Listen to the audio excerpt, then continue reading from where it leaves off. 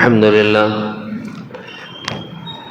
لله نحمده ونستعينه ونستغفره ونستهديه ونؤمن به ونتوب إليه ونتوكل عليه ونعوذ بالله من شرور أنفسنا ومن سيئات أعمالنا من يهده الله فلا مضل له ومن يضلله فلا هادي له ونشهد أن لا إله إلا الله وحده لا شريك له ونشهد أن سيدنا ونبينا ومولانا محمدا عبده ورسوله صلى الله عليه وعلى آله وأصحابه وبارك وسلم تسليما كثيرا كثيرا أما بعد فقد قال الرسول صلى الله عليه وسلم إن في الإنسان لمضغة إذا صلحت صلح الجسد كله وإذا فسدت فسد الجسد كله ألا وهي القلب أو كما قال صلى الله عليه وسلم.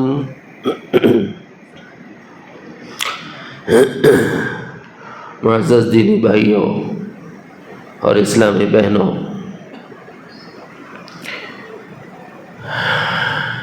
اقسام قلوب ہمارا موضوع ہے.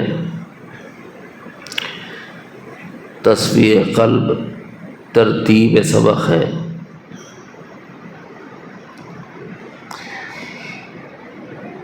قلوب میں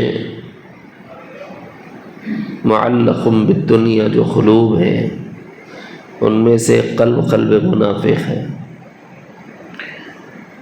اسی کی کچھ صفات آیات و روایات کی روشنی میں عرض کی جا رہی ہیں. گزشتہ مجلس میں جو بات آئی تھی اس کا کچھ حصہ یہ ہے کہ خود بخیل ہوتے ہیں، اللہ کے دیے ہوئے مال میں اللہ کے حکم پر اللہ کے بندوں پر خرچ کرنے میں تنگی محسوس کرتے ہیں اور خود اللہ کی بابت فقیر ہونے کا دعویٰ کرتے ہیں. یہ عجیب بات ہے بھائی، اللہ ہی ہم سے مانگ رہا ہے. ارے صاحب ایسا کون بولتا ہے؟ تو اس زمانے کے جو نفاق اعتقادی والے تھے وہ لوگ بولتے تھے، اور ان کا بولنا اللہ تعالیٰ نے قرآن مجید میں ذکر فرمایا ہے. ان اللہ فقیر ونحن اغنیاء سنکتب ما قالوا. دراصل یہ جملے ہوتے تھے یہود کے، کیونکہ ان کی صفات میں سے ایک صفت وقتلهم الانبیاء بغیر حق، انبیاء کا ناحق قتل کرنا بھی ہے. تو یہ یہود کے دوست تھے تو ان کو بھی اسی میں سے شمار کیا کہ خود بخیل ہوتے ہیں اور بطرز یہود چلا کرتے ہیں، اس لیے شمار ان کے ساتھ ہی ہوگا جن کی صفات ان میں پائی جا رہی. گو بظاہر زبان سے نہ کہیں لیکن دل میں تو ان کے یہ خیال آتا ہے جو یہودی کی زبان پر آتا ہے. اس لیے دو باتیں بطور سبق عرض کیے ہیں. ایک بات یہ کہ اگر ہم نے کوئی عزم کو ارادہ کیا ہو تو فی الفور مال کو خرچ کرے، کہیں ایسا نہ ہو کہ اللہ رب العزت ہم سے توفیق ہی سلب نہ کر لے.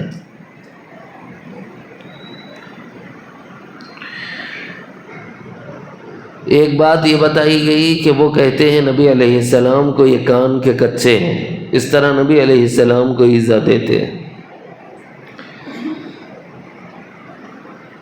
اسی طرح آج کی مجلس میں کچھ اور حصہ اس کا سنانا ہے. کان کے کچے کی بات مطلب کیا ہے؟ ان کی باتیں سن لے کے ہمارے بارے میں بدگمانی پیدا کر لیتے ہیں، حالانکہ ایسا نہیں تھا. قل هو اذن ويقولون هو اذن قل اذن خير لكم يؤمن بالله ويؤمن للمؤمنين ورحمة للذين آمنوا منكم والذين يؤذون رسول الله لهم عذاب أليم. وہ لوگ کہتے ہیں کہ آپ کان کے کچے ہیں، العیاذ باللہ، نقل کفر نباشت.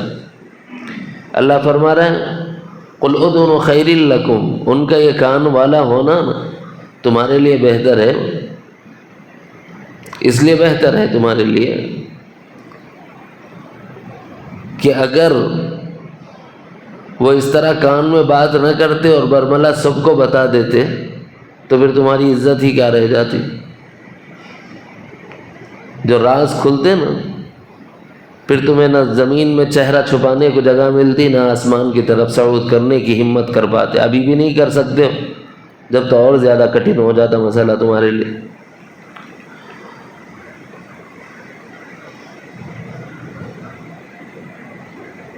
ہاں وہ یقین کرتے ہیں، ہر ایک کی بات کا اعتبار نہیں کرتے، ایمان والوں کی بات کا بھروسہ کرتے ہیں.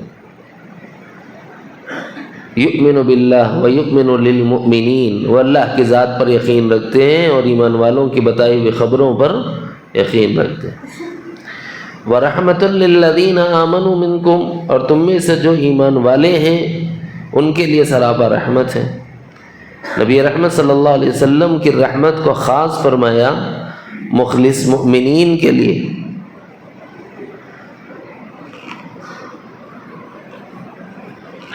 اس کے مقابلے میں منافقین کے واسطے خبر دی، والذین یؤذون رسول اللہ، تم نبی کو اس طرح کے رقیق جملے کہہ کر تکلیف دیتے ہو تو یہ رسول اللہ کو تکلیف دینا ہے، اور رسول اللہ کو تکلیف دینے والے کے لیے دردناک عذاب ہے.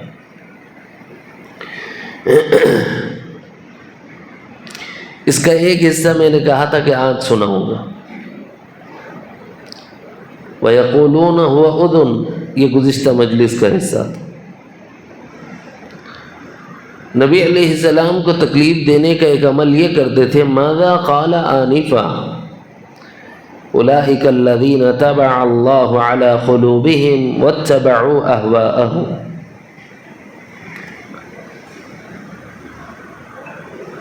اللہ رب العزت کا قرآن وہ ہے کہ جب یہ قرآن اترتا ہے تو ایمان والوں کی ایمان میں اضافہ ہوتا ہے، لیکن کافر کے ایمان میں نہیں، بیماری میں اضافہ ہوتا. منافق کے ایمان میں اضافہ نہیں ہوتا، بیماری بڑھتی ہے. فزادتہم رجسا الی رجسہم، ایمان والے کا ایمان بڑھتا ہے، منافق کا مرض بڑھتا ہے. دراصل یہ ایک پیمانہ ہے جس میں اپنے کو ڈال کے دیکھ لینا ہے. آیات ربانی کی تلاوت سے اللہ تعالیٰ پر یقین بڑھ رہا ہے کہ گھٹ رہا ہے. اگر بڑھ رہا ہے تو ہم ایمان والے ہیں، اور اگر یقین میں فقدان ہو رہا ہے یا دل میں کمی اور کجی محسوس ہو رہی ہے، ٹیڑھا پن محسوس ہو رہا ہے، تو اندیشہ ہے کہ کہیں ہمارا دل منافق کا دل نہ ہو گیا. یہ ہے ہمارے جائزے لینے کا سبق. کیوں؟ اب اس کے بعد جو تکلیف دینے والا مرحلہ ہے نا، اس کے نتیجے میں وہ جو تکلیف دیتے ہیں کہ جب قرآن مجید اترتا ہے تو جن کو اللہ تعالیٰ نے علم دیا ان سے جا کے پوچھتے ہیں، ماذا قال آنفا، انہوں نے کیا کہا. ابھی پورا بیان سن رہے ہیں بیٹھ کے، اچھی طرح سننا، پورا بیان سن رہے ہیں بیٹھ کے. باہر نکل کے جن کو علم دیا گیا ان لوگوں سے یہ پوچھ رہے ہیں کہ ابھی انہوں نے کیا کہا. بھائی تم اندر تھے کہ انہیں اندر تھا؟ تم نے سنا کہ اس نے سنا؟ سنا تم نے ہے، پوچھ اس سے رہے اس نے کیا کہا. تو اس کا کیا مطلب؟ اس کا صاف مطلب یہ ہے بے تکی باتیں ان کی، دیکھو کیا بول رہے ہیں معلوم انہوں، العیاذ باللہ. یہ ترجمہ نہیں بنتی. اگر کوئی دین کی صحیح اور سچی باتوں کے بارے میں یہی کہتا ہے تو پھر اس کو سوچ لینا چاہیے کہ میرا تعلق ایمان والوں میں سے ہے یا میرا تعلق منافقت والوں میں سے ہے. میرا تعلق ان سے ہے کہ ان سے ہے. اپنا جائزہ لیں. ماذا قال آنفا، کیا بول رہے ہیں معلوم؟ قرآن کی بات ہو، حدیث کی بات ہو، اصول کی بات ہو، دین کی اور فقہ کی بات ہو، فضائل کی بات ہو، تو استعجاب کرنے کی کیا ضرورت ہے؟ باہر چمگوئیاں کرنے کی کیا ضرورت ہے؟ تبصرے اور تذکروں کی کیا ضرورت ہے؟ جو بندہ تبصرے اور تذکرے کرتا ہے وہ اپنا محاسبہ کرے، کیونکہ تذکرے اور تبصرے دین کی باتوں کی بابت منافقین کیا کرتے ہیں، اور اس کے نتیجے میں اللہ رب العزت ان کے دلوں پر مہر لگا دیتے ہیں. اولئک الذین طبع اللہ علی قلوبہم، اور اس کے نتیجے میں جانتے ہو کیا ہوتا ہے؟ وَاتَّبَعُوا أَهْوَاءَهُمْ، اس کا نتیجہ یہ ہوتا ہے کہ وہ خواہش نفس کے پیروکار بن جاتے ہیں۔ کیا مطلب؟ دین کا مذاق اڑایا تم نے تو اللہ تعالیٰ دین کی نعمت ہی سلب کر لے گا۔ اب تم دین پر نہیں چلو گے، خواہشات پر چلو گے۔ کیوں؟ تم نے دین کا مذاق اڑایا۔ بہت نازک بات ہے میرے دوست، بہت اس زمانے میں تو بکثرت یہ پایا جاتا ہے، بکثرت پایا جاتا ہے۔ ادھر بیان سنو، ادھر باہر نکلتے ہی تذکرے اور تبصرے شروع ہو جاتے ہیں۔ وہ جو قرآن کی بات ملی ہے، خذ ما صفا دع ما کدا، اچھی باتیں لے لو، اگر کوئی بات سمجھ میں نہیں آئی تو خود اس سے پوچھ لو، اگر نہیں پوچھنا چاہتے تو کم از کم تذکرے اور تبصروں میں تو مت پڑھو، ورنہ نتیجہ یہ ہوگا کہ بات تو حق تھی، آیت کے موافق تھی، علم ربانی کے مطابق تھی، نبی علیہ السلام کی بتائی ہوئی تعلیمات کی عین مطابق تھی، اور آپ باہر جا کر اس پر تبصرہ اور تذکرہ کر رہے ہیں، تو اس کا نتیجہ یہ ہوتا ہے اولئک الذین طبع اللہ علی قلوبہم، سچی بات پر تبصرے اور تذکرے کہیں تمہارے دلوں پر مہر لگنے کا سبب نہ بن جائے۔ ہمارا دل پر مہر لگ گئی یا نہیں لگ گئی، یہ پہچاننے کے لیے بھی اللہ رب العزت نے خود ہمیں ممتحن بنایا۔ وَاتَّبَعُوا أَهْوَاءَهُمْ، پھر اگر اب تم شریعت کی موافقت میں چلنے کے بجائے خواہشات کی پیروی میں چل رہے ہو تو سمجھ لو کہ اللہ رب العزت نے مجھے محروم کر دیا ہے، اب بھی موقع ہے کہ توبہ کر۔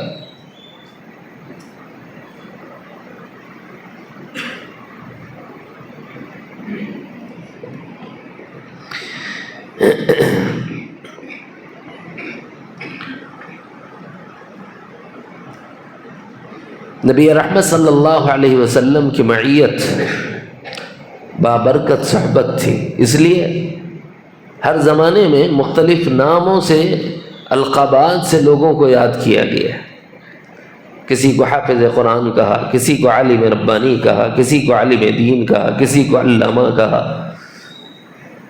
کسی کو پیر طریقت کہا، شیخ طریقت کہا، رہبر کامل کہا، انسان کامل کہا، کسی کو صالح کہا، کسی کو متقی کہا، کسی کو عابد و زاہد کہا، کسی کو قانع کہا، کسی کو خاشع کہا،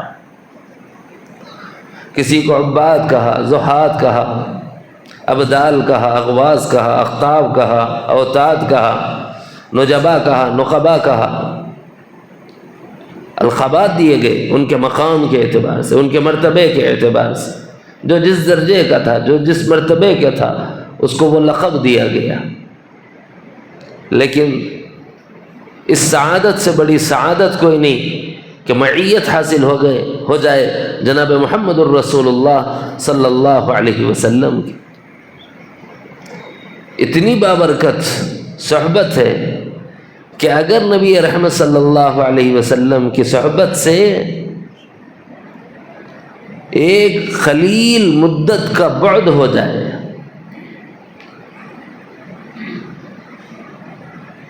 تو 50 دن تک وہ نورانیت اور روحانیت نصیب نہیں ہوتی۔ ایک تھوڑی مدت کا دور ہو جانا نبی رحمت صلی اللہ علیہ وسلم سے بلا عذر شرعی، نبی کی صحبت سب سے بڑی سعادت، اس صحبت سے دوری روحانیت سے بعد، نورانیت سے بعد، برکت سے بعد کا سبب ہے۔ ایک واقعہ سناتا ہوں، اس کو سمجھنے میں تھوڑی آسانی ہو جائے گی۔ امام مسلم رحمہ اللہ نے اپنی صحیح مسلم میں تفصیل سے یہ واقعہ نقل کیا ہے۔ تفسیر ہے وَعَلَى الثَّلَاثَةِ الَّذِينَ خُلِّفُوا حَتَّى إِذَا ضَاقَتْ عَلَيْهِمُ الْأَرْضُ بِمَا رَحُبَتْ وَضَاقَتْ عَلَيْهِمْ أَنفُسُهُمْ وَظَنُّوا أَن لَّا مَلْجَأَ مِنَ اللَّهِ إِلَّا إِلَيْهِ ثُمَّ تَابَ عَلَيْهِمْ لِيَتُوبُوا ان اللہ هو التواب الرحیم۔ اس کے معنی میں فرمایا گیا اتقوا اللہ وکونوا مع الصادقین، اللہ سے ڈرو ایمان والو اور سچوں کے ساتھ ہو جاؤ، کیونکہ سچوں کی تھوڑی سی صحبت سے بعد نورانیت سے بعد کا سبب ہے، روحانیت سے بعد کا سبب ہے، فیض صحبت سے بعد کا سبب ہے، برکات سے بعد کا سبب ہے۔ نمونہ جناب رسول اللہ صلی اللہ علیہ وسلم چونکہ سب کے امام ہیں تو ان کو ذریعہ بنایا، اور قیامت تک آنے والی نسل انسانی کی رہبری اور رہنمائی ان جملوں میں فرما دی۔ دو طرح کے لوگ ہیں، ایک ہے دل کے ٹیڑھے پن والا جس کو ہم منافق کہتے ہیں، اور ایک ہے دل تو سیدھا ہے لیکن اعمال کے اعتبار سے ان کے اعمال خلط ملط ہیں۔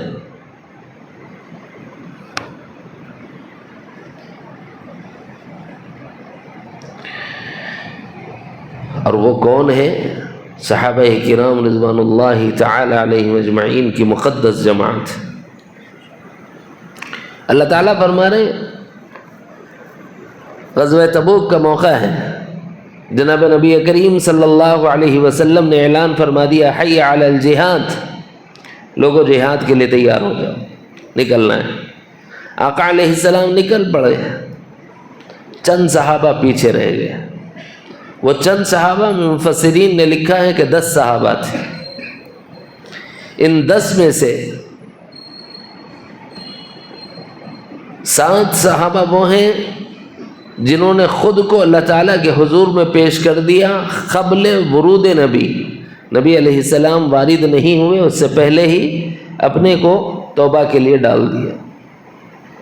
جب نبی علیہ السلام تشریف لائے تو اللہ تعالیٰ نے کچھ عرصے بعد ان کی توبہ کو قبول فرمایا اور ان کو نبی علیہ السلام نے آزاد فرما دیا۔ انہوں نے اپنے کو ستونوں سے باندھ لیا تھا توبہ کے لیے۔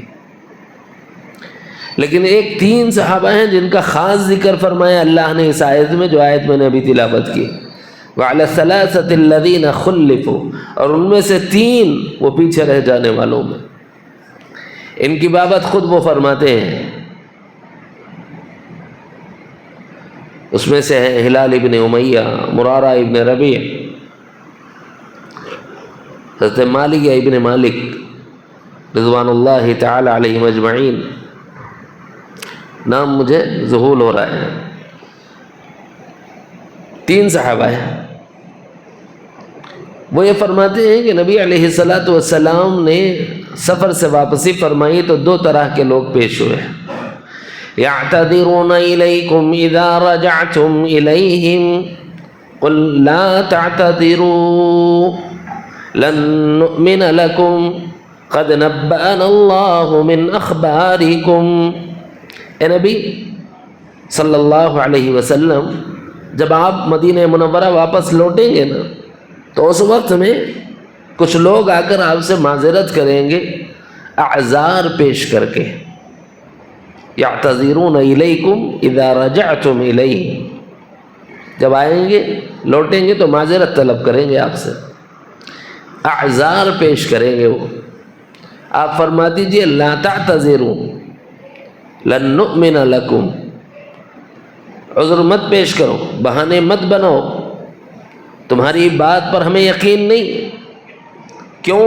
قد نبأنا اللہ من اخبارکم، اللہ نے تمہارے بارے میں ہمیں سب بتا دیا۔ وَسَيَرَى اللَّهُ عَمَلَكُمْ وَرَسُولُهُ، اور تمہارے اعمال کو اللہ بھی دیکھ رہا ہے اور اللہ کے رسول بھی باخبر ہے، کیونکہ آپ کے سامنے ہو رہا ہے تو آپ کو نہیں پتا ہے۔ اللہ تو علام الغیوب ہے۔ وَسَيَرَى اللَّهُ عَمَلَكُمْ وَرَسُولُهُ، والمؤمنون، ایمان والے بھی جانتے ہیں تمہارے کرتوت کیا ہے۔ وَسَتُرَدُّونَ إِلَىٰ عَالِمِ الْغَيْبِ وَالشَّهَادَةِ، ان قریب تم اس کی بارگاہ میں پیش کیے جاؤ گے جو غیب و شہادت کا علم، غیب و حاضر کا علم رکھنے والا ہوگا۔ فَيُنَبِّئُكُم بِمَا كُنتُمْ تَعْمَلُونَ، پھر وہ تمہیں بتائے گا کہ تمہارے کرتوت کیا تھے، کیا تم کرتے رہے۔ مطلب یہ کہ کچھ لوگ تھے عذر پیش کرنے کے لیے آئے تھے، لیکن ان کا جو عذر تھا عذر غیر معقول اور عذر غیر شرعی تھا۔ کسی اعتبار سے نبی کہہ رہے ہیں جہاد پر چلو، اب کسی کو اپنے گھر میں رہنا جائز نہیں۔ اب یہ کہہ رہا ہے کہ میری بیوی کے پاس کوئی نہیں، بخدا اگر نبی کہتے کہ نکل جاؤ اور تم نکل جاتے اور تمہارے گھر میں کوئی بھی بچہ نہ ہوتا تو ان عورتوں کی حفاظت اللہ فرشتوں سے کرواتا۔ یقین ہو، ایمان ہو، اللہ کا رسول کہہ رہا ہے، اللہ کا حکم ہے تب کہہ رہا ہے۔ اللہ کے رسول اپنی جانب سے کچھ نہیں کہتے، جو کہتے ہیں وہ اللہ کی وحی ہوتی ہے۔ وَمَا يَنطِقُ عَنِ الْهَوَىٰ إِنْ هُوَ إِلَّا وَحْيٌ يُوحَىٰ، آپ اپنی مرضی سے ایک لفظ بھی نہیں کہتے، جو کہتے ہیں وہ اللہ کا اشارہ ہوتا ہے، اللہ کی وحی ہوتی ہے۔ جب آپ کہہ رہے ہیں چلنا ہے تو چلنا تھا، نہیں چلے، پیچھے رہ گئے، اب عذر لے کے آ رہے ہیں۔ کیا عذر؟ وہ بیوی حاملہ ہے۔ کیا عذر؟ وہ بچے چھوٹے ہیں۔ کیا عذر؟ دروازے ہمارے ٹوٹے پڑے ہیں، کوئی بھی داخل ہو جائے گا۔ کیا عذر؟ طبیعت خراب ہے۔ یہ تو بچکانہ اعذار ہے جو عام طور پر اسکول میں چھٹی لینے کے لیے بچے کیا کرتے۔ نبی کی معیت چھوڑ دو گے تم اتنی چھوٹی سی باتوں پر؟ اس لیے اللہ نے صاف فرما دیا لا تعتذروا لن نؤمن لکم، کہہ دو کہ میں تمہارا عذر قبول نہیں کرتا اور نہ تمہاری بات پر یقین کرتا ہوں۔ اس کے مقابلے میں 3 صحابہ آئے، انہوں نے اپنا کوئی عذر نہیں بتایا۔ عجیب بات ہے، ان کو تو کوئی سزا نہیں دی، جاؤ تم اللہ کے حوالے، قیامت کے دن دیکھا جائے گا، تمہارے اعمال تمہیں بتائے جائیں گے۔ لیکن جہاں تک ایمان والوں کا مسئلہ تھا، جو اپنے ہوتے ہیں نا، انہی کو تو تکلیف دی جاتی ہے، انہی کو تو سزا دی جاتی ہے، انہی کے واسطے سے امت کو تعلیم دی جاتی ہے۔ وعلی الثلاثة الذین خلفوا، 3 صحابہ ایسے ہیں جو ان پر زمین تنگ سے تنگ تر کر دی گئی، باوجود زمین اپنی وسعت کے ان پر تنگ دامنی کا شکوہ کر رہی تھی۔ کیا مطلب ہے اس کا؟ اس کا مطلب یہ ہے کہ وہ 3 صحابہ نے آ کے کہا کہ یا رسول اللہ، اگر کسی شاہی دربار میں ہوتا تو بادشاہ کو چٹکیوں میں الو بنا دیتا تھا۔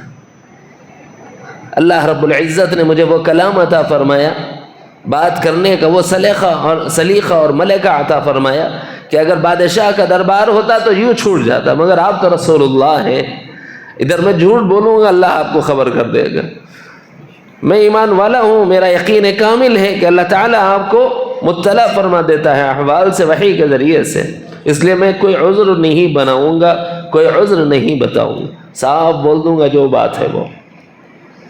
ایک صحابی کہنے لگے یا رسول اللہ، بیوی کی محبت نے روک لیا۔ ایسا نہیں ہے کہ میرے دل میں جہاد کا رغبت نہ تھی، ایسا نہیں ہے کہ آپ کی معیت کا شوق نہ تھا، میرے پاس عمدہ سواری تھی، عالی شان گھوڑے ہیں جو سفر جہاد کے لیے تیار کیے ہوئے ہیں میں نے، مجھے کسی چیز کی کمی نہیں تھی۔ میں یہ چاہتا تھا کہ تھوڑا وقفہ اپنی بیوی کے ساتھ وقت گزار لوں، تھوڑا وقت اپنی بیوی کے ساتھ گزار لوں، پھر آپ کے ساتھ آ کر 1 دن میں مل لوں گا۔ لیکن 1 دن ہو گیا، 2 دن ہو گیا، 3 دن ہو گیا، یہاں تک کہ آپ علیہ السلام واپس آ گئے، لیکن مجھے موقع میسر نہیں ہوا آپ سے آ کے ملنے کا، میں اس شرف سے اور اس سعادت سے محروم رہ گیا۔ یہ ہے سچی بات۔ ایک صحابی کہنے لگے کہ یا رسول اللہ، میرا عذر کچھ بھی نہیں ہے، میں جھوٹ نہیں کہتا، سچی بات یہ ہے کہ میرے باغ میں تھا کہ باغ کی عمدہ کھجوروں کو پکتا ہوا دیکھ رہا تھا، کچھ ادھ پکی تھی، کچھ پوری کامل پکی ہوئی تھی، میں ان کو جمانے میں اور ان کو سمیٹنے میں رہ گیا، اور اس میں مجھے امید تھی کہ میں اپنی عمدہ سواری کی وجہ سے آپ سے جلد ملوں گا، لیکن نہیں مل سکا۔ ایک نے بیوی کا عذر بتایا، ایک نے باغ کا عذر بتایا، ایک نے دونوں اعذار بتائے، بیوی بچوں نے اور مشغولیت نے زراعت کی مجھے روک لیا۔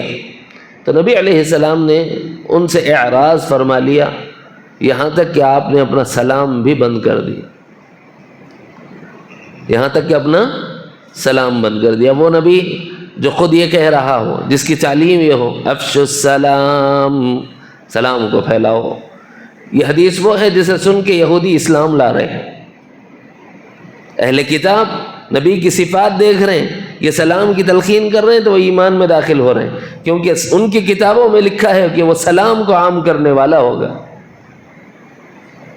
اہل کتاب دیکھ کر اس پر ایمان لا رہے ہیں۔ خود سلام کی تلقین فرمانے والے آقا نے جب سلام لینا بند کر دیا، یہ کہنے لگے السلام علیکم، حضور علیہ السلام نے دیکھا کہ ان کی ابھی اللہ تعالیٰ کی جانب سے مغفرت کا اعلان نہیں ہوا ہے، تو آپ نے جواب دینا چھوڑ دیا۔ وہ دائیں سے آتے السلام علیکم، آپ رخ انور پھیر لیتے، وہ بائیں سے آتے کہتے السلام علیکم، آپ رخ انور پھیر لیتے، وہ سامنے سے آتے کہتے السلام علیکم، آپ رخ انور پھیر لیتے، وہ نبی جب کبھی کسی سے بات کرنا ہو تو پورے جسم کے ساتھ اس کی طرف متوجہ ہونے والا، لیکن جب کوئی آپ کی طرف آ رہا ہے اور سلام لے کے آ رہا ہے پھر بھی اس سے رخ پھیر رہے تو کوئی تو بات ہوگی۔ جو عاشق ہوتا ہے وہ معشوق کی بے رخی سے، اپنے محبوب کی بے رخی سے یوں ہی پریشان ہو جاتا ہے، یہاں تک کہ وہ کہتے ہیں کہ ہمیں ایسا لگا کہ اب آسمان ہم پر گر گیا ہے، زمین ہم پر پھٹ پڑی ہے، اور باوجود زمین اپنی وسعت کے ہمارے لیے ایسا لگتا ہے کہ زمین میں ہمیں پیر رکھنے کو جگہ نہیں۔ حضور بڑے شفیق تھے اور جانتے تھے کہ یہ سچے ایمان والے ہیں، لیکن تاخیر ہو رہی ہے، کوئی وجہ ہے۔ کیا وجہ ہے؟ اللہ تعالیٰ یہ بتانا چاہتا ہے کہ دیکھو نبی سے اتنی دیر کے سفر میں آپ گئے، حالانکہ اس میں لڑائی نہیں ہوئی، نہ کسی کو نبی علیہ السلام نے یا نبی علیہ السلام کے صحابہ نے کسی کو قتل کیا، نہ کوئی ادھر سے ایک قطرہ خون بہا، نہ کوئی ایک قطرہ ادھر سے خون بہا۔ لڑائی نام کو کوئی چیز ہی نہیں ہوئی۔ چلو بھائی ایک بڑی لڑائی تھی، جانیں گئی، نقصان ہوا تمہاری وجہ سے اس لیے ناراضگی، ایسا بھی نہیں، نہ کوئی جانی نقصان نہ کوئی مالی نقصان۔ نبی علیہ السلام عافیت کے ساتھ گئے، دشمن واپس ہو گیا، آپ علیہ السلام واپس آ گئے اور کسی قسم کا جھگڑا بھی نہیں ہوا۔ ایسی جنگ میں تھوڑی دیر کی معیت کا نہ ہونا یہ بتا رہا ہے کہ صحبت کا کیا نقصان، صحبت سے محروم ہو جانے کا کیا نقصان ہوتا ہے۔ نبی رحمت صلی اللہ علیہ وسلم نے جب ان کا سلام لینا چھوڑ دیا تو تھوڑے دن دیکھا کہ ابھی تک ان کی توبہ نہیں اتری ہے، تو فرمایا کہ دیکھو تم لوگ بھی اس سے سلام کلام بند کر دو۔ یہ حکمت تھی ان کو رجوع الی اللہ کے لیے کیسے پریپیئر کرنا ہے، کیسے تیار کرنا ہے۔ اب جب لوگوں نے بھی سلام لینا شروع کر دیا تو آدمی کرے گا کیا؟ یہ تو ایک ایسی قید ہے جس کو قید تنہائی کہتے ہیں، لیکن پھر بھی جیل میں کوئی ساتھی اگر مل گیا تو وقت کٹ جاتا ہے، کچھ کہانیاں اس کی سن لیں، کچھ اپنی کہانیاں اس کو سنا دیں۔ تو کہانیاں سننے کے لیے گھر میں بیوی تو تھی، تو حضور نے دیکھا کہ 40 دن ہو گئے ہیں اور ابھی ان کی توبہ نہیں اتری ہے، تو فرمایا کہ تم بیویوں سے حکم دیتا ہوں کہ علیحدگی اختیار کر لو۔ بیویوں سے حکم دیا کہ علیحدگی اختیار کر لو۔ کہ یا رسول اللہ کیا آپ کا حکم ہے کہ ہم طلاق اور خلا لے لیں؟ تو حضور نے فرمایا کہ میں رشتے توڑنے کے لیے نہیں آیا ہوں، میں تو رشتے جوڑنے کے لیے آیا ہوں۔ اے اللہ کی بندیوں ذرا الگ ہو جاؤ، تنہائی اور بڑھے گی تو سوائے رب کے اور کوئی سامنے نہیں ہوگا، جب گڑ گڑائیں گے اور رب کو منائیں گے تب توبہ اترے گی۔ انہوں نے کہا کہ یا رسول اللہ لبیک و سعدیک، ہم حاضر ہیں، آپ کا جو حکم سر آنکھوں پر۔ جو نبی علیہ السلام نے بیویوں سے کہا علیحدہ ہو جاؤ، انہوں نے کہا کہ چلو ہٹو، جب تم اللہ کے رسول کے نہیں ہوئے ہمارے کیا ہو سکتے ہو؟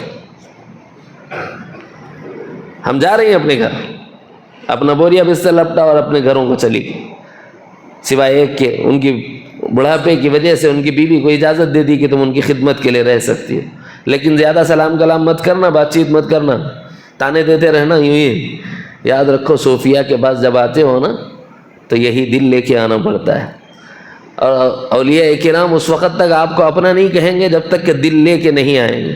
اپنا بنائیں گے نہ کبھی دل لیے بغیر، یہ تو اپنا بناتے ہی جب ہیں جب تم دل لے کر آؤ، اور جب دل لے کر آتے ہو تو وہ دل لے کے کچھ کرتے نہیں، بس اس کو توڑ دیتے ہیں بے دردی سے۔ کیوں توڑتے ہیں؟ ٹوٹے ہوئے دلوں ہی میں تو مولا ہوتے ہیں۔ یہ صوفیہ کا طریق ہے، بس سمجھنا پڑتا ہے۔ جب دیکھا کہ صاحب طنز کے تیر برس رہے ہیں، بیویاں بھی تانا دے رہی ہیں، بچے بھی تانے دے رہے ہیں، اور کوئی سلام لینے کو تیار نہیں، تب اللہ تعالیٰ کی طرف کامل توجہ کے ساتھ رجوع ہوئے۔ تب اللہ نے 50 دن 50 راتوں کے بعد ان تینوں کی توبہ کو قبول فرمایا۔ یہ بتانا یہ چاہتا ہوں کہ عذر معقول نہیں تھا اور صحبت سے دوری ہو گئی، بے ایمان نہیں ہو گئے، منافق نہیں ہو گئے، جھوٹا عذر لنگ نہیں پیش کیا، لیکن پھر بھی خیر کی صحبت سے دوری نورانیت اور روحانیت سے 50 دن اور 50 راتوں کا بعد پیدا کر دیتی ہے، تھوڑی مدت کا۔ تو وہ جو 50 دن اور 50 راتیں حضور کی صحبت میں رہے ہوں، وہ کن مقامات پر پہنچے ہوں گے، ان میں کن مراتب پر پہنچے ہوں گے۔ صحبت میں خیر اور بھلائی ہوتی ہے۔ تو نبی رحمت صلی اللہ علیہ وسلم کی، میں کہہ رہا تھا کہ سب کو القابات دیے گئے ہیں، صحابہ کو صحابہ یوں ہی نہیں کہا گیا ہے، وہ اپنے دل و جان سے نبی علیہ السلام پر ایسے فریفتہ تھے، ایسے فدا تھے کہ ہر لمحہ نبی رحمت صلی اللہ علیہ وسلم کی معیت کو سعادت جاننے والے تھے، تو اللہ تعالیٰ نے ان کو ایک لقب دیا، وہ تھا صحابی۔ اس سے بڑا کوئی لقب نہیں ہو سکتا۔ یہ صحبت یافتہ ہیں جناب رسول اللہ صلی اللہ علیہ وسلم کی۔ ابو الحامہ جی عالم، حافظ، قاری، کچھ بھی ضرورت نہیں، کیوں؟ صحابی ہے، سب سے بڑا رتبہ وہی، سب سے بڑا مرتبہ وہی۔ تو یہاں کیا بتا رہے ہیں ہم؟ جب دین کے تقاضے ہوں، منافقین کی صفت کیا ہے؟ جب دین کے تقاضے ہوں تو تقاضے دین کے موقع پر عذر لنگ پیش کر کر دین کے تقاضوں کو چھوڑ دینا، یہ منافقانہ صفات میں سے ہے۔ اس کے مقابلے میں جب تقاضا ہو تو اپنی جان و مال کے ساتھ نکل جانا، یہ کس کا تقاضا ہے؟ ایمان والے کا تقاضا ہے۔ اب اپنا جائزہ لیں، تقاضے ہیں بہت سے، کون تیار ہے تقاضوں پر جانے کے لیے؟ ارے حفاظ اور علماء کی ہم نے یہاں میٹنگ رکھی ہے، ہم نے پوچھا کہ بھائی تقاضے ہیں دیہاتوں کے، میرے پاس ابھی بھی چٹھی موجود ہے، دیہاتوں کے تقاضے ہیں، ہے کوئی ان تقاضوں کی تکمیل کے لیے جانے کے لیے تیار؟ کہتے نہیں شہر میں ہے تو بولو مول صاحب گاؤں کو جانا نہیں ہوتا۔ بولو بھائی تقاضا گاؤں میں ہے اور آپ شہر میں مصروف ہیں، تو کام کیسے بنے گا؟ دیہاتوں کے تقاضوں کو کون پورا کرے گا؟ وہ تو مہربانی ہے ان اہل دعوت کی کہ تھوڑا وقت لے لے کے بیوی بچوں کو چھوڑ کے جا کے تھوڑا گاؤں میں کچھ نماز کی شد بدھ محنت کر لے رہے، اس کی وجہ سے اللہ کا عذاب نہیں آ رہا، ورنہ اللہ کا عذاب پوری امت پر آ سکتا ہے۔ مہربانی ان لوگوں کی، تقاضے چھوٹے چھوٹے دیہاتوں کے، گاؤں کے، تو بھائی تقاضوں پر اپنے کو تیار رکھے، چاہے علم سیکھنے کا موقع ہو، یہ تقاضا ہے ہمارا کہ علم دین حاصل کرے، چاہے دعوت کی محنت کی ضرورت پڑے، یہ تقاضا ہے نبی علیہ الصلوۃ والسلام کے دین کو گھر گھر پہنچانے کا، جب اپنی نفس کی تربیت کی ضرورت پڑے، یہ دینی تقاضا ہے۔ ان تقاضوں کے آنے پر اپنے اعذار کو سامنے رکھنا، کہیں ایسا تو نہیں کہ ہمارا قلب منافق ہو گیا ہو، ہمیں اپنا جائزہ لینے کی ضرورت ہے۔ ہم اس سلسلے میں یہ آیت سنا کر یہ بتانا چاہ رہے ہیں۔ عذر کون پیش کرتے ہیں؟ وہ جو منافق ہے۔ اور اپنی غلطی کا اعتراف کون کرتے ہیں؟ وہ جو مومن ہے۔ اس سے ایک اور بات معلوم ہوئی، منافقانہ صفات میں سے یہ ہے کہ جب کسی کی غلطی بتائی جائے تو وہ اپنی غلطی کو غلطی ماننے کے لیے تیار نہیں ہوگا۔ مومن کیا کر رہا ہے؟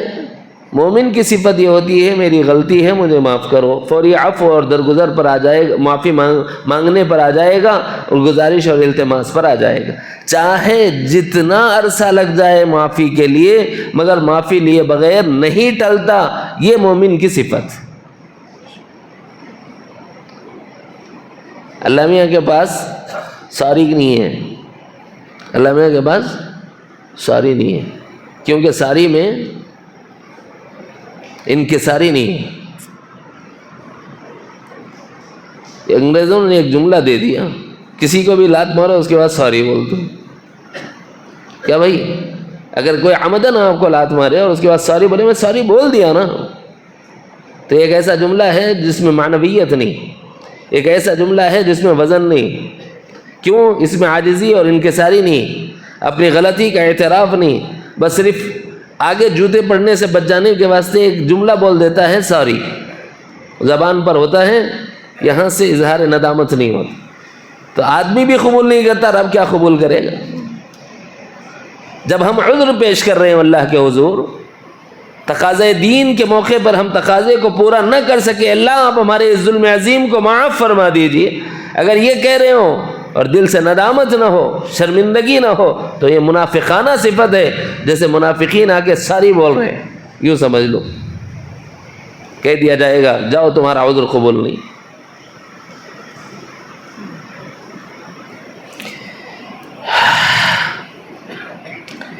ایک اور چیز ہے جس پر مجھے اور آپ کو نظر رکھنے کی ضرورت ہے۔ اس زمانے میں ہم فتنوں میں ہیں، اور یہ پرکھنا مشکل ہو گیا کہ ہم کس فتنے میں مبتلا ہیں۔ جس فتنے میں بھی مبتلا ہوں، اولاد کا فتنہ ہو، ماں باپ کا فتنہ ہو، بھائی بہن کا فتنہ ہو، بیوی بچوں کا فتنہ ہو، اس کو فتنہ کیسے سمجھے؟ اس کو فتنہ ایسا سمجھے کہ ان کے تقاضے سامنے ہوں اور شریعت سامنے ہو۔ اگر ان کے تقاضے پورے ہو رہے ہوں اور شریعت چھوٹ رہی ہو، سمجھ لو آپ فتنے میں پھنس گئے۔ نہیں سمجھ میں آیا تو اور موٹا کر دیتا ہوں، ٹھیک ہے؟ موٹا یہ کہ اماں بابا بیمار ہو گئے تھے، مول صاحب نمازہ نہیں ہو سک رہے، حکم ہے اللہ کا، ماں باپ کی بیماری کو عذر بتا رہا ہے، جبکہ ان ماں باپ پر بھی معاف نہیں ہے، تجھے کیسے معافی ملے گی؟ عذر لنگ ہے نا، یہ ویسے ہی ساری ہے جیسے منافقانہ ساری۔ مول صاحب پڑھنا چاہیے مگر امی ابا کی وجہ سے نہیں پڑھ سکتے، یہ نہیں چلے گا۔ نوجوان ہے، ضرورت سے فارغ ہو گیا، طہارت لینے کا موقع نہیں ہوا، ارے بھائی خشک کر لیتا، بعد میں آ کر طہارت لے لیتا، آسان تھا مسئلہ، لیکن نہیں، وہ طہارت نہیں ہے بلکہ ایک ہفتہ پورا گزارتا، جمعہ کو نہاتا پھر جب طہارت سے ہوتا، جب تک کیا بات نماز نہیں، مجھ صاحب طہارت نہیں ہے بلکہ نماز نہیں پڑھا۔ بعض تو ایسے خبیث الباطن دیکھے ہیں، باپ کا جنازہ پڑھا ہے اور وہ کہہ رہا ہے کہ مجھے طہارت نہیں ہے، آپ لوگ نماز جنازہ پڑھ لو۔ یہ محرومی نہیں تو اور کیا ہے، اور یہ منافقت نہیں تو اور کیا ہے؟ مومنانہ صفات یہ تھوڑی ہوتی۔ یہ جو ماں باپ کی بیماری کو عذر بتا رہا ہے، یہ جو طہارت کو عذر بتا رہا ہے، کیا اس کا عذر معقول ہے؟ نہیں ہے۔ تو مومن کیا کرتا ہے؟ نہیں صاحب میری میں غلط ہوں، اللہ میاں معاف کریں گے نہیں کریں گے یہ تو ان کی مہربانی پہ ہے، مگر مجھے تو اللہ کی طرف رجوع کرنا چاہیے۔ یہ ندامت اپنے اندرون میں آ رہی کہ نہیں آ رہی دیکھ لو۔ اگر نہیں آ رہی تو نتیجہ کیا ہوتا ہے؟ پھر یہ ہوتا ہے کہ وہ فتنوں میں گھیر دیا جاتا ہے۔ اللہ رب العزت نے قرآن مجید میں ارشاد فرمایا اولا يرون انهم يفتنون في كل عام مرة او مرتين ثم لا يتوبون ولا هم يذكرون۔ اللہ تعالیٰ منافق، دیکھو منافق دو طرح کے ہیں، ایک منافق اعتقادی اور ایک منافق عملی۔ ہم جو یہ کلام کر رہے ہیں نا، یہ منافق اعتقادی کے باب میں نہیں ہے، یہ منافق عملی کے باب میں ہے۔ کہیں ایسا نہ ہو کہ کوئی غلط فہمی پیدا ہو جائے۔ منافق اعتقادی کے باب میں نہیں، منافق عملی کے بارے میں بات کر رہے ہیں۔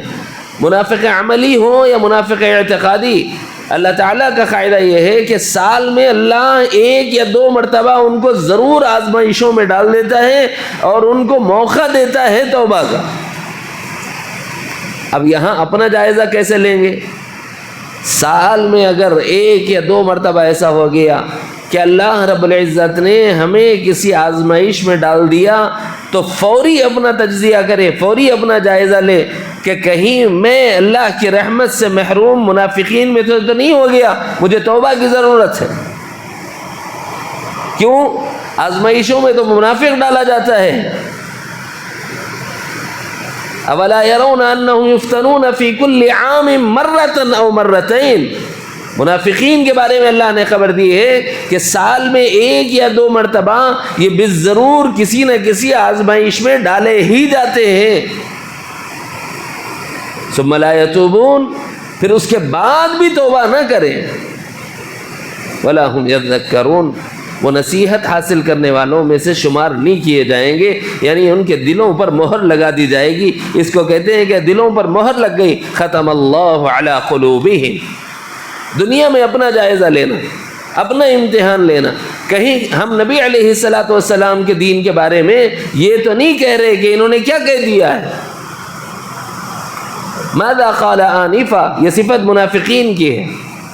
اس سے کیا ہوتا ہے؟ طبع اللہ علی قلوبہم، دلوں پر مہر لگتی ہے۔ فی کل عام مرۃ او مرتین، کہیں ہم آزمائشوں میں تو نہیں گھیر دیے گئے۔ اگر آزمائشوں میں گھیرے گئے ہیں تو اندیشہ ہے کہ کہیں ہماری کوئی صفت اللہ کو منافقانہ نہ لگ گئی ہو، اس لیے فوری توبہ کر لے اور رجوع کرے۔ اس میں اللہ نے اشارہ دیا ہے کہ توبہ کرنے کے لیے اللہ آزمائشوں میں ڈالتا ہے۔ اور آزمائشیں آنا مومن پر بھی ہیں، منافق پر بھی ہیں، لیکن ہم اور آپ صرف یہی سوچ سکتے بھائی اندیشہ ہے نا، توبہ کر لو، اسی میں ہماری ایمان کی سلامتی ہے۔ ہم کمال ایمان والے تو ہے نہیں کہ آزمائش میں ڈال کر ہمارے مراتب بلند کیے جائیں، ہم تو آزمائش میں ڈال کر توبہ کے موقع دیے جاتے ہیں۔ ہم عام آدمی ہیں، اس لیے بھائی اپنے کو متوجہ رکھنے کی ضرورت ہے۔ جب کبھی ہم گر جائیں کسی آزمائش میں تو ڈریں اس بات سے کہ کہیں اللہ کی جانب سے یہ گرفت نہ ہو۔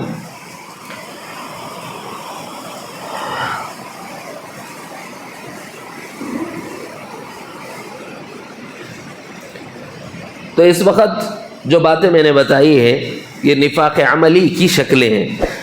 منافقین کی صفات کیا ہوتی ہیں؟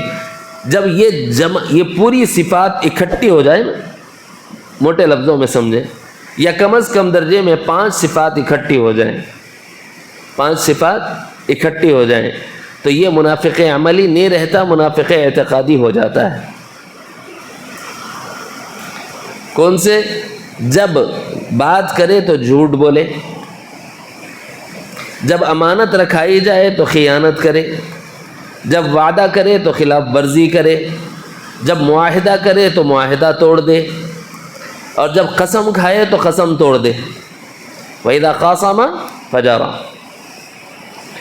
تو بھائی یہ 5 صفات اکٹھی ہو گئی، یہ منافق عملی نہیں رہ جاتا، کیا ہو جاتا ہے؟ منافق اعتقادی میں داخل ہو جاتا ہے۔ اس کے علاوہ جو صفات میں نے اب تک بیان کی ہیں وہ کل کتنی ہیں؟ پہلی، دوسری، تیسری، چوتھی مجلس میں تقریباً آج کے ملا کر کے 25 صفات گنائی ہیں۔ کتنے؟ 25 صفات گنائی ہیں۔ یاد رہا تو اچھا ہے، نہیں یاد رہا تو میں خالی عنوانات گنا دیتا ہوں۔ ذو الوجہین، ظاہر میں اسلام، باطن میں اسلام سے دوری، جھوٹ، وعدہ خلافی، خیانت اللہ کے احکام کے معاملے میں، خیانت لوگوں کے ساتھ معاملات میں، عہد شکنی، جھوٹی قسم یا قسم کا توڑ دینا، فساد کر کے خود کو مصلح سمجھنا، مسلمانوں کا مذاق اڑانا، صحابہ پر جھوٹ بولنا، تبرہ کرنا، صحابہ کو برا بھلا کہنا، شہوات کی طمع رکھنا، مسلمانوں کی ہلاکت کی حسرت رکھنا، موت کا خوف رکھنا، اور احکام الہیہ کو پورا کرنے میں تساہل کرنا، قیامت کا انکار کرنا، یتیم کو دھکے دینا اور مسکین کو کھلانے کی ترغیب نہ دینا، حکم الہی کے مقابلے میں اپنی عقل کو ترجیح دینا، اور احکام الہی کے خلاف اہل کفر کو اپنا حکم ماننا، اور اسی طرح احکام الہی کو پورا کرنے کے معاملے میں رکاوٹ ڈالنا، ہلکی پھلکی چیزوں کے مانگنے پر بھی نہ دینا، ریاکاری کرنا، رسول اللہ صلی اللہ علیہ وسلم کو کان کا کچا کہہ کر ایذا دینا، یا رسول اللہ کی مجلس سے اٹھ کر یہ کہنا کہ انہوں نے کیا کہا ہم نے توجہ سے نہیں سنا، یا انہوں نے کیا کہہ دیا، اس طرح کہنا کہ اس میں طعنہ پوشیدہ ہو، یہ رسول اللہ کو تکلیف دینا ہے۔ اور اس طرح کی تکلیف دینا، مخلوق کا ڈر پیدا کرنا، غیر مسلم سے رازدارانہ ولایت کا تعلق یعنی دوستی قائم کرنا، بخالت کرنا، اور خدا کو فقیر کہنا۔ سمجھ آ گئی؟ اور آج کیا کہا؟ جب دین کے تقاضے ہوں تو ان دین کے تقاضوں کے پورا کرنے کے مقابلے میں اپنے ذاتی تقاضوں کو سامنے رکھ کر اس پر چلنا، اور جب یہ بتایا جائے تو بجائے توبہ و استغفار کے اپنے اعذار غیر معقول عذر کا پیش کرنا، ایسے عذر جو ہلکے پھلکے ہوں، جس کی کوئی اہمیت نہ ہو، یہ بتانا تقاضۂ دین کو پورا کرنے کے مقابلے میں۔ اور توبہ کا موقع ہے کب تک؟ جب تک کہ ہم آزمائشوں میں گر نہ جائیں۔ جب آزمائشوں میں گر گئے پھر بھی توبہ کا میسر آ جانا توفیق الہی سے ہے۔ اگر اس پر بھی توبہ نہ کرے تو 2 چیزیں پیدا ہوتی ہیں۔ نمبر 1، ہمارا دل مہر بند کر دیا جاتا ہے۔ نمبر 2، اس کی پہچان یہ ہے کہ ہم ہوائے نفس کی پیروی کرنے لگ جاتے ہیں، جس کے بارے میں اللہ رب العزت نے اپنے حبیب جناب محمد الرسول اللہ صلی اللہ علیہ وسلم سے ارشاد فرمایا، افرأیت من اتخذ الہہ ہواہ، اے میرے محبوب صلی اللہ علیہ وسلم، کیا آپ نے مشاہدہ فرمایا اس شخص کا جس نے اپنی خواہشات ہی کو اپنا الہ بنا لیا، یعنی وہ اللہ کے حکم کی طرح اپنی خواہشوں کو پورا کرتا رہتا ہے، ایسے جیسے کوئی اللہ کا حکم پورا کر رہا ہو۔ اگر اس درجے تک چلے گئے تو کیا سمجھ لینا چاہیے؟ قلب منافق کا ہو گیا۔ میں نے 5 صفات اکٹھی گنائی چونکہ حدیث میں ہیں، جو منافق کی علامات المنافق 5، 5 علامات منافق کی ہیں. منافق اعتقادی کی وضاحت ہو گئی. پھر یہ جو صفات بتائی منافقین میں یہ صفات ہوتے ہیں. اس میں ایک صفت اور، جس کا دل مسجد میں نہ لگتا ہو، بازار میں دل لگتا ہو، وہ بھی منافق کی صفات میں سے ہے. اب لمبی حدیث ہے، وہ سناؤں گا تو دیر ہو جائے گی، مختصر کر رہا ہوں. دل مسجد میں نہ لگے تو کس کی علامت ہے؟ منافقت کی. یہ ایک ایکسٹرا لے لو آج. تو اور بھی ہو سکتے ہیں. اس مجلس میں مختصر وقت میں ہمیں جامع ترین بات آپ کو سنانی ہے کہ بھئی یہ صفات منافقین کی ہے. تصفیہ قلب یہ ہے، قلب کی صفائی یہ ہے کہ اپنے اندر سے ان صفات مذمومہ کو، ان صفات ذمیمہ کو نکالا جائے. صفائی باطن کیا ہے؟ تطہیر باطن کیا ہے؟ قلب کی پاکیزگی کیا ہے؟ ان صفات کو اپنے اندرون سے نکالنا تطہیر باطن ہے. اب میں آپ کو بتاؤں گا کہ تطہیر باطن حاصل کرنے کے لیے طریقہ کیا ہے. 2 طریقے ہیں. نمبر 1، 2-3 طریقے ہیں. نمبر 1، دنیا کی محبت کو نکالو. یہ حضرت پیران پیر فرماتے ہیں. کیوں؟ اس لیے کہ یہ ساری صفات کی پیدا ہونے کی بنیادی جڑ حب دنیا ہے. وکراہیت الموت، حدیث میں آیا ہے حب الدنیا وکراہیت الموت. جب دنیا کی محبت غالب آتی ہے موت کا ڈر نکل جاتا ہے، موت کا ڈر پیدا ہو جاتا ہے، موت سے کراہت پیدا ہو جاتی ہے. اور جب یہ پیدا ہو جائے تو یہ ساری چیزیں آدمی کرنے لگ جاتا ہے. تو 2 چیزیں یہاں پر اپنے نفس کی، اپنے دل کی تربیت کیسے کریں گے؟ نمبر 1، توبہ کے ذریعے سے. امیڈیٹ ان صفات میں سے کوئی صفت اپنے اندرون میں ہو، کیا کہیں گے؟ اللہ مجھے معاف فرمائیے، آپ بڑے غفور الرحیم ہیں. اگر آپ نے معاف نہ فرمایا اور دھتکار دیا تو میرے لیے کوئی جائے پناہ نہیں. ویسے ہی جیسے صحابہ کرام کو جب نبی علیہ السلام نے دور کر دیا تو رحمت سے دور ہو گئے تھے، اور بہت تھوڑا عرصہ وہ نبی سے دور رہے تو وہ سزا ملی. اے اللہ ہم تو نبی علیہ السلام کی صحبت کے برکات سے بھی تھوڑا بھی فائدہ اٹھائے ہوئے لوگ نہیں ہیں. ہم تو کتنے دور ہیں نبی علیہ السلام کے زمانے نبوت کی برکات سے، بہت دور کے ہیں ہم. پھر اس میں بھی ہم دین سے اتنے دور ہو گئے ہیں. تو اللہ کہیں ہمارا دل منافق والا نہ ہو. ہم توبہ کرتے ہیں، توبہ کریں. نبی علیہ السلام سے اللہ نے فرمایا کہ ان کی تطہیر کا، ان کے پاک کیے جانے کا ذریعہ کیا ہے؟ قرآن مجید میں اللہ نے فرمایا خذ من اموالہم صدقۃ تطہرہم وتزکیہم بها وصل علیہم ان صلاتک سکن لہم. پارے 11 کے اندر اللہ رب العزت نے جب صحابہ کا تذکرہ فرمایا اور صحابہ نے کہا کہ یا رسول اللہ ہماری بیوی نے روک لیا، تقاضے دین پورا نہ کر سکے، ہمارے بچوں نے روک لیا، ہماری زراعت نے روک لیا، ہمارے باغ نے روک لیا، تو نبی علیہ الصلاۃ والسلام سے اللہ تعالیٰ نے فرمایا خذ من اموالہم، خذ من اموالہم. اس کے بعد صحابہ آئے. دیکھو اللہ تعالیٰ کا کیسا نظام ہے. صحابہ آگے کہنے لگے کہ یا رسول اللہ صلی اللہ علیہ وسلم، جس باغ کی وجہ سے میں آپ کی صحبت سے محروم رہا وہی باغ چاہتا ہوں کہ اللہ کی راہ میں دے دوں. یہ باغ ہی تھا نا کہ مجھے 50 دن تک نبی علیہ السلام کے سلام سے محروم رکھا. کتنی بڑی سعادت سے محرومی ہوگی، کتنی اللہ کی ناراضگی. 50 دن اور 50 راتیں اللہ کی ناراضگی کے ساتھ گزری، تب جا کے معافی کا اعلان ہوا. 50 دن تک مجاہدات کرتے رہے تنہائیوں میں، اللہ کو روتے گڑ گڑاتے مناتے رہے، رات بھی دن بھی، تب جا کے اللہ راضی ہوا ہے. اور ان کی اللہ نے معاف کیا. صرف کس چیز کو معاف کیا؟ کہ تم نبی کے حکم پر نبی کے ساتھ نہیں گئے تھے نا، اس گناہ کو معاف کیا ہے. باقی تمہیں پاکیزگی نہیں حاصل ہوگی، باقی تمہیں روحانیت نہیں حاصل ہوگی. وہ جو بعد ہو گیا ہو گیا. اب اس بعد کو کیسا پورا کیا جائے، اس دوری کو روحانیت کی کیسے پوری کی جائے؟ اللہ نے وہ راستہ اگلی آیت میں بتایا. فرمایا خذ من اموالہم صدقہ تطہرہم وتزکیہم بہا. ان کے نفوذ کے تزکیے کے لیے اور ان کی قلبی طہارت اور باطنی طہارت کے لیے ان کے اموال کو جو وہ صدقہ دینا چاہتے ہیں آپ قبول فرما لیں، تاکہ اللہ ان کو پوری طرح پاک کر دے. وہ جو روحانی دوری ہو گئی، اس روحانی دوری کو، وہ جو نورانیت سے محرومی ہو گئی، اس کی تکمیل کو اللہ اس کو سبب اور اس کے لیے سبب اور ذریعہ بنا دے.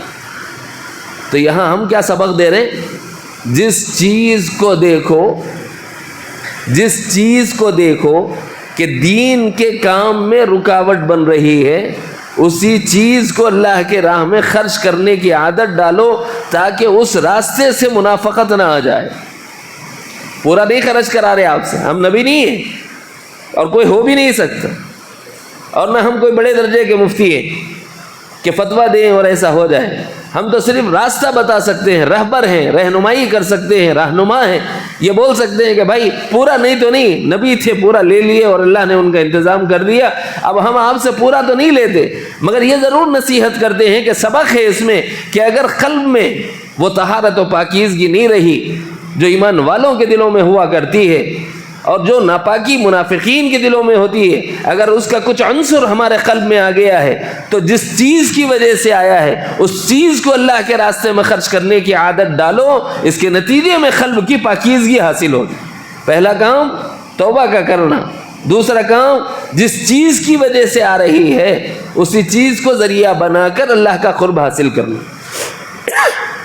ایک آدمی بولے گا مول صاحب میری ملازمت ہے، میں اس ملازمت کی وجہ سے دین سے تھوڑا سا دور ہوا تھا، اب میں چاہتا ہوں کہ اللہ سے قریب ہو جاؤں، تو کیا ملازمت قربان کر دوں؟ بھائی ملازمت قربان کرے گا تو بیوی کا حق کیسے ادا کرے گا، بچوں کا حق کیسے ادا کرے گا؟ ایسا کر اس ملازمت کا ایک حصہ، کہ یہ مال کی محبت ہی ہے نا جو ملازمت کے بعد مجھے ملتی ہے، تو اس کو اللہ کے راستے میں خرچ کرنے کا اپنا نظام اور اپنا معمول بنا، تاکہ تمہیں اس ملازمت کی وجہ سے جو روحانی دوری آ رہی ہے اس دوری کو پورا کرنے کا راستہ ملے۔ تجارت آدمی کر رہا، جس تجارت کی وجہ سے آ رہی ہے اس سے ہونے والے نفع کو اللہ کے راستے میں لگانے کی عادت ڈالو، جس کی وجہ سے اللہ رب العزت تمہارے اندرون میں جو روحانی کمی اور نورانیت کی کمی آئی ہے اس نورانیت اور روحانیت کی کمی کو پورا فرمائیں گے۔ اسی لیے قربان جائیں سیدنا شیخ عبد القادر جیلانی رحمۃ اللہ علیہ پر ایک لطیف ایک جملہ فرمایا ہے، اور اس جملے میں پورے مضمون کو سمیٹ دیا، اتنا مضمون جو میں آپ کے سامنے 4-5 مجلسوں سے رکھ رہا ہوں۔ حضرت نے بڑے لوگ ہیں، ان کی بڑی بات ہے، ایک جملہ فرمایا اور پورے مضامین گھیر لیے۔ کیا فرمایا؟ حب الدنیا، یہ دنیا کی محبت کی وجہ سے ہے، دنیا جس سے محبت ہے نا، اگر تم اللہ کا قرب چاہتے ہو جو اس چیز ہی کو اللہ کے راستے میں خرچ کرو، یہ اللہ کا تقاضا ہے۔ لن تنالوا البر حتى تنفقوا مما تحبون، تم نیکی کے کمال کو اس وقت تک نہیں پہنچ سکتے جب تک کہ اپنی محبوب اور اپنی پسندیدہ اور اپنی مرغوب اشیاء اللہ کی راہ میں خرچ نہ کر دو۔ تجارت محبوب ہے تو اس میں سے خرچ کرو، ملازمت محبوب ہے تو اس میں سے خرچ کرو، زراعت محبوب ہے تو اس میں سے خرچ کرو، بچے محبوب ہیں تو ان کو دین کا علم سکھاؤ، بیوی محبوب ہے تو اس کو دین کا علم سکھاؤ، تاکہ وہ بھی تقاضے دین کو پورا کرنے میں خود بھی آگے آئے اور آپ کی بھی معاون بن جائے۔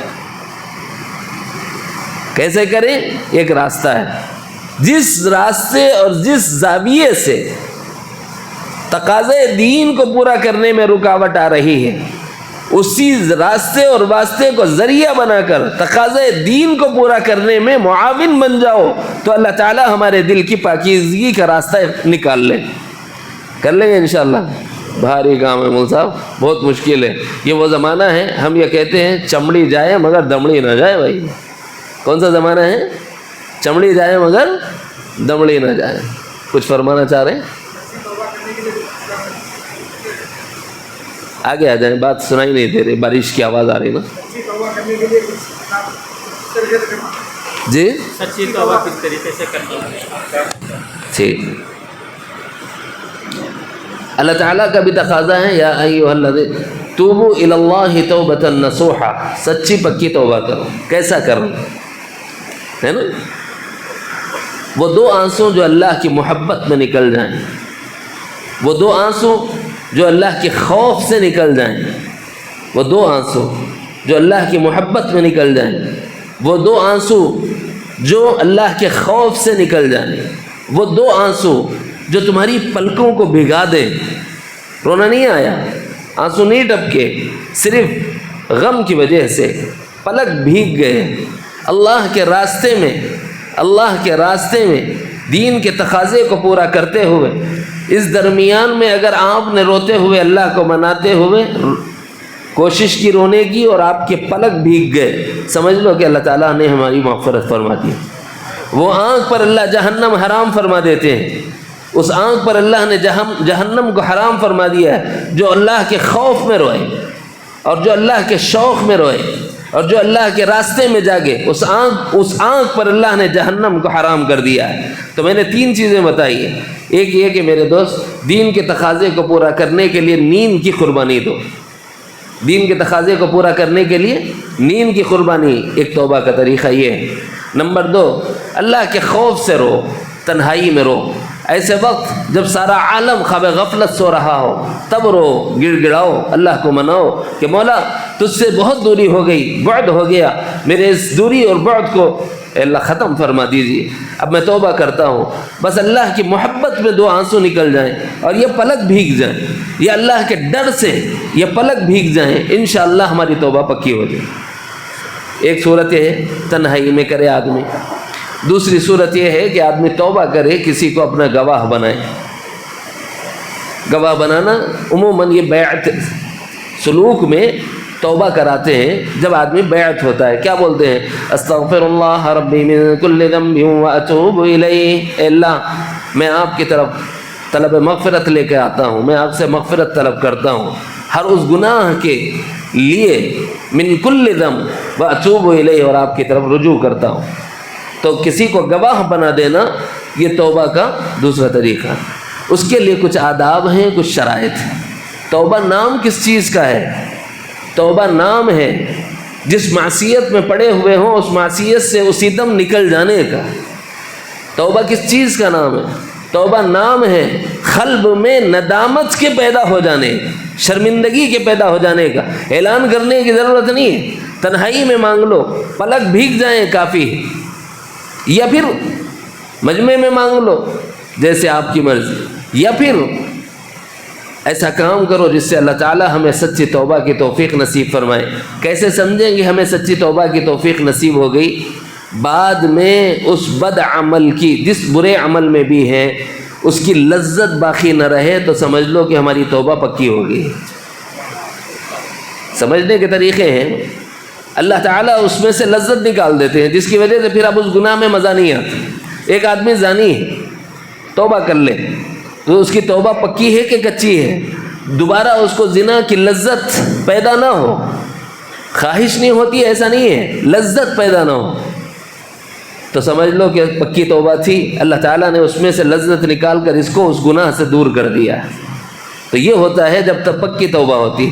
تو سمجھ لو اگر دوبارہ اسی گناہ میں پڑ رہا ہے تو اندیشہ ہے کہ ابھی میری توبہ سچی نہیں ہوئی, ابھی میری توبہ پکی نہیں ہوئی. توبہ نام ہے اللہ سے شرمندگی کا اپنے دل میں آ جانا, ندامت کا آ جانا کہ اللہ میں نے بڑے گناہ کیے ہیں, اب میں یہ گناہ والی زندگی نہیں چاہتا. اس ندامت کا دل میں آ جانا, چاہے وہ بیان سنتے ہوئے ایک لخت ایک لمحے کے لیے بھی آئے کہ واقعی میں گنہگار تھا صاحب, اللہ مجھے معاف فرما دیجئے کہ میں تو آپ کا بڑا نافرمان ہوں.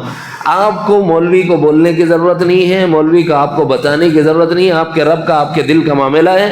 اللہ تعالیٰ نے سن لیا, دل کی ندامت دل میں پیدا ہو گئی, شرمندگی آ گئی. اس کی علامت کیا ہوگی؟ آپ اس گناہ کو اسی وقت چھوڑ دیں گے, دوبارہ اس گناہ کو نہ کرنے کا عزم کریں گے اور اللہ تعالیٰ سے توفیق مانگیں گے کہ اللہ میں دوبارہ اس گناہ کی طرف نہ بھٹکنے پاؤں, میرے پیشانی کے بال آپ کی دست قدرت میں ہیں, اپنی قدرت سے مجھے گناہوں سے بچا لیجیے. نیکیوں کی توفیق آپ سے ملتی ہے, برائی سے بچنے کا حوصلہ اور قوت آپ عطا فرماتے ہیں. اے اللہ مجھے گناہ سے بچائیے بھی, آئندہ گناہ نہ کرنے کی طاقت بھی عطا فرمائیے, اپنے نفس پر قابو رکھنے کی قوت بھی عطا فرمائیے. سچی پکی توبہ یوں ہوتی ہے کہ آنکھ سے آنسو جاری ہو, دل سے ندامت ہو, چاہے کسی کو گواہ بنا لیں چاہے کسی کو گواہ نہ بنائیں, حرج نہیں ہے, مگر توبہ مطلوب ہے, سچی توبہ مطلوب ہے. ایسی توبہ کہ دوبارہ پھر اس گناہ کا خیال نہ آئے. ہمارے حضرت فرماتے ہیں, حضرت صوفی صاحب رحمۃ اللہ علیہ, ایک ہوتا ہے آدمی گناہ کرنے کے بعد توبہ کرنے والا, ایک ہوتا ہے آدمی تو گناہ کے خیال آنے پر توبہ کرنے والا. حضرت فرماتے ہیں شرمندگی خیال گناہ پر کمال ہے. شرمندگی یعنی ندامت کا ہونا. شرمندگی خیال گناہ پر کمال ہے. گناہ کا خیال آیا تو شرمندہ ہو جائیں ہم. اگر یہ کیفیت پیدا ہو رہی ہے تو سچی توبہ آپ نے کر لی.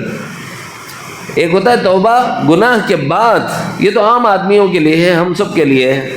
لیکن سالک وہ ہے اللہ کے گھر کی طرف، اللہ کی ذات کی طرف رجوع کرنے والا وہ ہے کہ خیال گناہ پر اس کو شرمندگی ہو. میں اللہ کا بندہ ہو کر گناہ کا خیال مجھے کیسے آ گیا؟ میں نبی کا امتی ہوں، پھر میرے اندرون میں گناہ کا خیال کیسے آ گیا؟ یہ پیدا ہو جانا یہ کمال ہے. باقی وہ تو لازم ہے، وہ تو فرض ہے.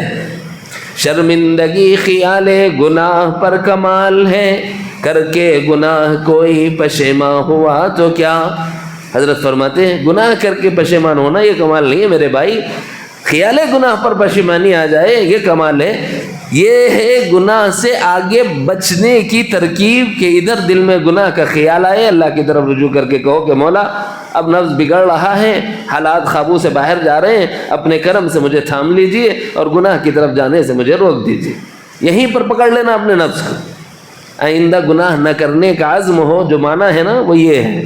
خیال گناہ آتا ہے پہلے، پھر گناہ ہوتا ہے. تو جس وقت خیال آئے اس وقت ہی اللہ سے مدد لے لو، ورنہ ہمارے بس کا نہیں ہے کہ اس نفس کے مقابلے میں آ سکے.